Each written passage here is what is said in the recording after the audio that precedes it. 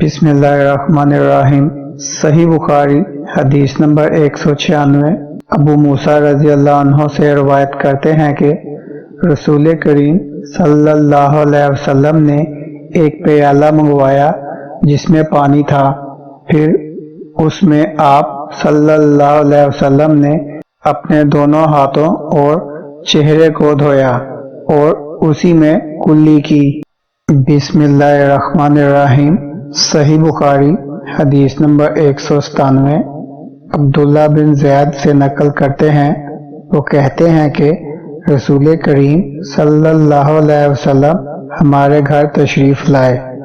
ہم نے آپ صلی اللہ علیہ وسلم کے لیے تانبے کے برتن میں پانی نکالا اور اس سے آپ صلی اللہ علیہ وسلم نے وضو کیا، 3 بار چہرہ دھویا، 2 بار ہاتھ دھوئے اور سر کا مسح کیا، اس طرح کہ پہلے آگے کی طرف ہاتھ لائے، پھر پیچھے کی جانب لے گئے اور پیر دھوئے۔ بسم اللہ الرحمن الرحیم۔ صحیح بخاری حدیث نمبر 198۔ حضرت عائشہ رضی اللہ عنہا نے فرمایا کہ جب رسول کریم صلی اللہ علیہ وسلم بیمار ہوئے اور آپ صلی اللہ علیہ وسلم کی بیماری زیادہ ہو گئی تو آپ صلی اللہ علیہ وسلم نے اپنی دوسری بیویوں سے اس بات کی اجازت لے لی کہ آپ کی تیمارداری میرے ہی گھر کی جائے۔ انہوں نے آپ کو اجازت دے دی۔ ایک روز رسول کریم صلی اللہ علیہ وسلم 2 آدمیوں کے درمیان سہارا لے کر گھر سے نکلے۔ آپ کے پاؤں کمزوری کی وجہ سے زمین پر گھسیٹتے جاتے تھے۔ حضرت عباس رضی اللہ عنہ اور ایک آدمی کے درمیان آپ باہر نکلے تھے۔ عبید اللہ راوی حدیث کہتے ہیں کہ میں نے یہ حدیث عبداللہ بن عباس رضی اللہ عنہ کو سنائی تو وہ بولے، تم جانتے ہو دوسرا آدمی کون تھا؟ میں نے عرض کیا کہ نہیں۔ کہنے لگے وہ علی رضی اللہ عنہ تھے۔ پھر حضرت عائشہ رضی اللہ عنہ بیان فرماتی تھی کہ جب نبی کریم صلی اللہ علیہ وسلم اپنے گھر میں داخل ہوئے اور آپ صلی اللہ علیہ وسلم کا مرض بڑھ گیا تو آپ صلی اللہ علیہ وسلم نے فرمایا، میرے اوپر ایسی 7 مشکوں کا پانی ڈالو جن کے سر بند نہ کھولے گئے ہوں، تاکہ میں سکون کے بعد لوگوں کو کچھ وصیت کروں۔ چنانچہ آپ کو حضرت حفصہ رسول اللہ صلی اللہ علیہ وسلم کی دوسری بیوی کے لگن میں جو تانبے کا تھا بٹھا دیا گیا اور ہم نے آپ پر ان مشکوں سے پانی بہانا شروع کیا۔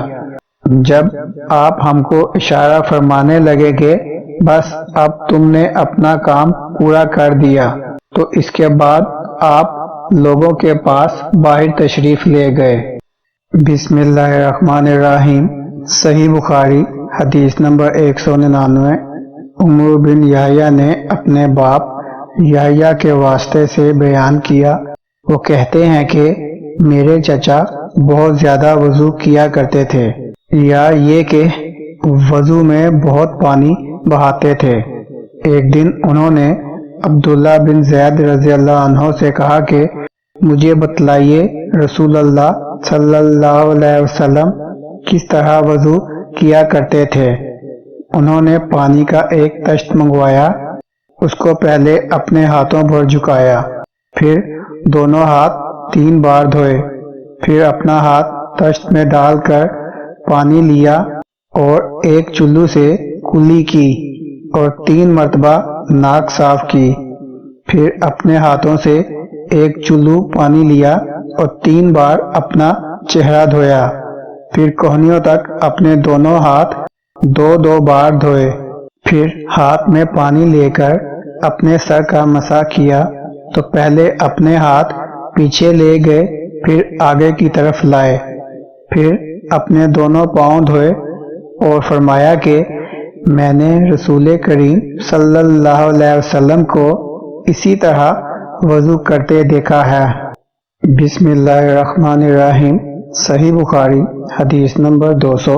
حضرت انس رضی اللہ عنہ سے روایت کرتے ہیں کہ رسول کریم صلی اللہ علیہ وسلم نے پانی کا ایک برتن طلب فرمایا تو آپ صلی اللہ علیہ وسلم کے لیے ایک چوڑے منہ کا پیالہ لایا گیا جس میں کچھ تھوڑا پانی تھا۔